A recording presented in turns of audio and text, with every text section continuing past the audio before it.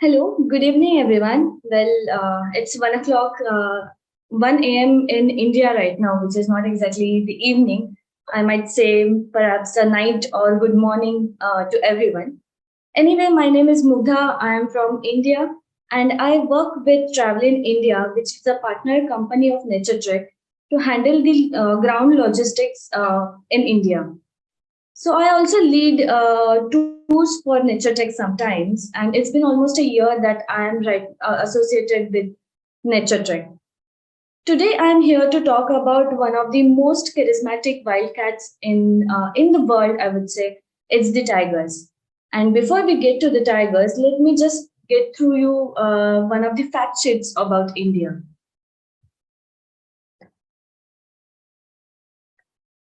So India is unique in having immense natural beauty and rich and diverse biodiversity. It is a country where you can find anything and everything from smallest ant to biggest animal.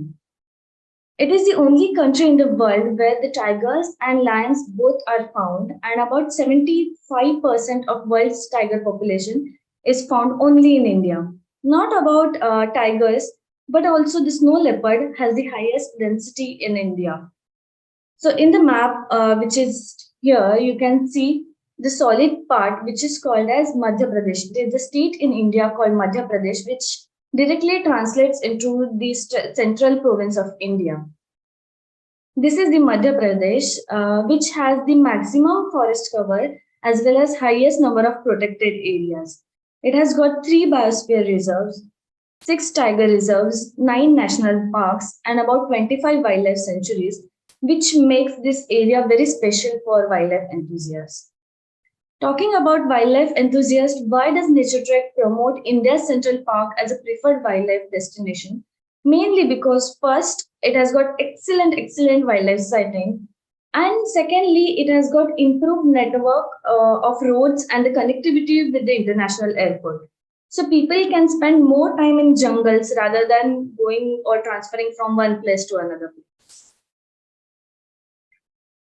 The wildlife of India has got 4 famous animals. Along with tigers and leopards, we have sloth bears and wild dogs, which are collectively known as famous forts of central Indian jungles. Since this presentation is about the tigers, let me tell you how the tiger sightings happen in India. So in summer, when the temperatures are anywhere between 42 to 48 degrees Celsius, maximum tiger sightings generally occur near the water bodies. So there are very few water bodies which have water during that temperature.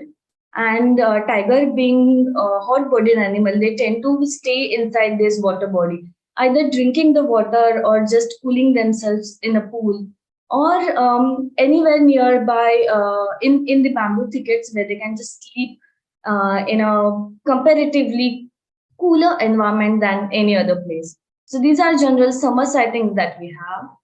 Then in winters, the grasses, the bushes are very thick, and that kind of becomes a hurdle to spot the animals. However, if we spot a tiger in winters, it is the most beautiful sighting that we can ever have because the background, the habitat is so beautiful. Like you can see the bigger picture here, mother with 2 cubs. It was clicked on one of the recent tours of Naturetrek. It's called India's Wildlife Photography Tour, which was held in October 2022. So this in this picture you can see there's a foreground of beautiful flowers and there's a backdrop of lush green bushes. So it all together makes a very beautiful picture.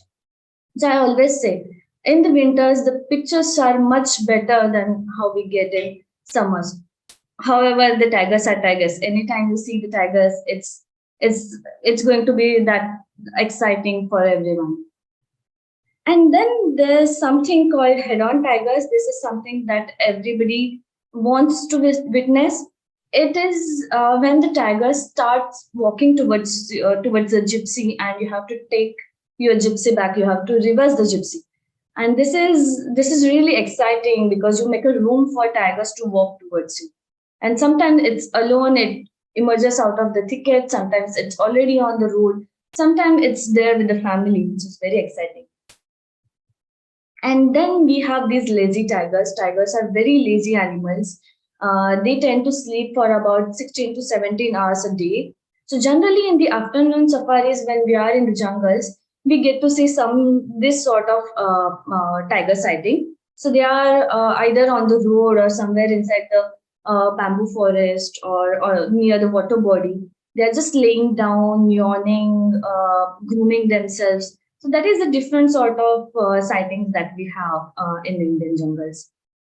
And lastly, it's sometimes you just see either a tail or one leg or just whiskers or just a glimpse of body going from one place to another through the thick bushes. Although many people do not consider it as a tiger sighting, but believe me, this is something very exciting and can create a good picture. Then we have other animals in central India. There's some endemism, which is endemism is basically the species is found in that particular area and nowhere else. So hard ground Barasinga is only found in Kana and nowhere else in the world. There's a small population of them has been translocated to Satpura very recently. It is just to make sure that if any epidemic comes, we should have some population which can thrive. Otherwise, the entire population of hard ground Barasinga would wipe out of the Indian map.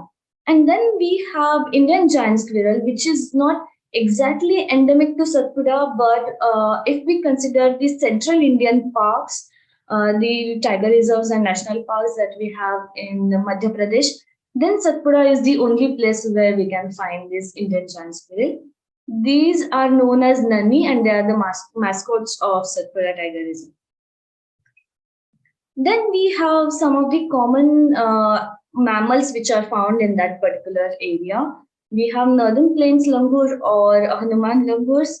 We have beautiful and elegant spotted deer, the biggest deer that we have in Asia, the sambar deer, and of course the jungle cats. Then we have something called as melanistic Indian leopard. Many people call it as a black panthers also. In Tadoba and Pench, which are two tiger reserves in Madhya Pradesh, we have three individuals in Tadoba and two individuals in Pench. Of course, the sightings are very rare. Hardly we get to see them, but yeah, their records are there. Then we have the smallest wild cat in the world, which is called as rusty spotted cat, found in the jungles of central India. Of course, they are very nocturnal and the sightings are very uncommon, but yeah, they are widely spread throughout India. Then we have Indian god, which is the heavyweight champions, the heaviest bovine that we have in India, and of course the golden giant. There are some beautiful and colorful birds in India. Naturetrek does focus on birds as well. We have red avadavet, we have circuit malkoha, crested hawk eagle, and Indian roller, which is really, really beautifully colored feathered bird. Then we have quite a lot of owl species in India. Among them is mottled wood owl. Then the Indian paradise flycatcher, which is the state bird of Madhya Pradesh. We have bar-headed geese, which fly over the Mount Everest, and these are the migratory birds. And of course, the king of good times, common kingfishers, are also found in India. So just to take you how the day looks like in central Indian forest, how the vacation is going to be in Indian jungles. So we wake up early in the morning, generally before the sunrise. We have a hot cup of tea and coffee. The jeeps are ready at the reception. We proceed for the morning safari with the packed breakfast, which we have inside the forest. We roam around in the jungle and come back to the lodge by 11:30, which is the exit time. When we leave at 11:30, it takes about half an hour to 15 minutes to reach the lodge. It's almost about a noon when we reach the lodge. We relax for a while, then we have lunch and again proceed for afternoon safari by 2:30 or 3 o'clock in the afternoon. We roam around in the jungle till sunset. We come back to the lodge, get freshen up. After getting freshen up, we meet around the campfire. We do a checklist there. We talk to each other. We socialize, network with each other, and then we go for dinner and call off for the day. So it is generally the wildlife excursions are not very luxurious in terms of timings. It is, I would say, I always say that it is like a boarding school, but this is once you see the tiger, you feel that it worth for the life, going and having this schedule all the time, it's really worth. Then Nature Trek has quite a few tours which are mainly focused on central Indian jungles. Few of them are India's wildlife photography tour, which focuses mainly on Bandhavgarh with the extension of Chabal and Bharatpur. Then there's a Tiger Direct, which is Pench and Kanha with the extension of Tadoba and Satpura. Then we have Just Tigers, which focuses mainly on Kanha with the extension of either Chambal and Bharatpur or Bharatpur and Ranthambore. And then when it's Unknown India, the tour focuses on Tadoba, Pench and Satpura. So let me just get you through one of the tours of Naturetrek called Tiger Marathon. How does the schedule look like? So from London, you fly to Doha on day one, and you reach to Nagpur. You stay there overnight, and then from Nagpur to Pench, you drive by car. It's about 2.5 to 3 hours journey. You stay in Pench for second and third day, and then on fourth day, you drive from Pench to Kana. It's about 5 to 6 hours journey through the rural India. It's a beautiful drive where you cross the Sagwan forest or teakwood forest and enter the Sal forest of Kana. So it's a very beautiful transition of forest. And then you spend day 4, 5, and 6 in Kana. On day 7, you leave from Kana and go to Bandhavgarh. It's about 6 hour drive again. You stay in Bandhavgarh for 3 nights and then move to Panna. In Panna, we spend almost 2 nights, and then on day 12, we leave to Khajuraho, which is a beautiful cultural place near Panna. It's about 1 to 1.5 hour drive. It has got very beautiful old sculptures and the temples in Khajuraho. We spend about a day there, and then from Khajuraho we take a flight and go to New Delhi. From New Delhi, people who opt for extension, they go to Ranthambore by train, and rest of them fly back to London. So in this map, you can see it's a mixture of the flight, the car journey through rural India.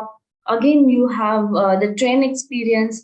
So Nature Trek has made this wholesome experience where in one tour you get to do quite a lot of things. You go to wildlife also, you do some cultural events also. So it's a full package that we offer. Then wildlife tours are not just about the wildlife, but also the lodges that we stay at. So there are few preferred lodges that we have, preferred hotels that we have. So in Nagpur, we opt for Radisson Blue. It's a beautiful hotel. In Pench, we have Tuli Tiger Corridor, which is rustic jungle lodge. In Kanha, again, it's the lodge by Tuli chains. In Bandhavgarh, we use Bandhav Vilas. In Panna, we have Tindu Leaf Resort. And in Ranthambore, it's a Pagmark Resort. So all of them are really hand-picked lodges with good food, good quality of naturalist. Everything is hand-picked here. Then it's about the cultural India. Like I said, we do a day excursion in Khajuraho just to give the essence of cultural India. So we have a guided tour here where we see the architecture of Khajuraho, the history of the temples, how important they are in the Indian mythology and the culture. So it's a really good experience that we get in that 1 day excursion. And then it's about the food, the flavors of India. India is known for its flavor. and we try to promote all the authentic cuisines that we have to our lodges and the places that we stay at. But we also do keep in mind the dietary restrictions of our clients and make sure that they are met. So it is not just about the wildlife, it's about the journey. In the Indian forest or Indian journeys, you won't see much of traffic while going from one tiger reserve to second tiger reserve in central India. But you might get traffic of cows and buffaloes, which is very original and very authentic to India. And that is the fun of Indian journey. And I would say everyone must experience that sort of journey while in India. So that is it. That is a little bit about the tiger capital of India called Madhya Pradesh. And we are looking forward to meeting you in person while you are in India. Thank you.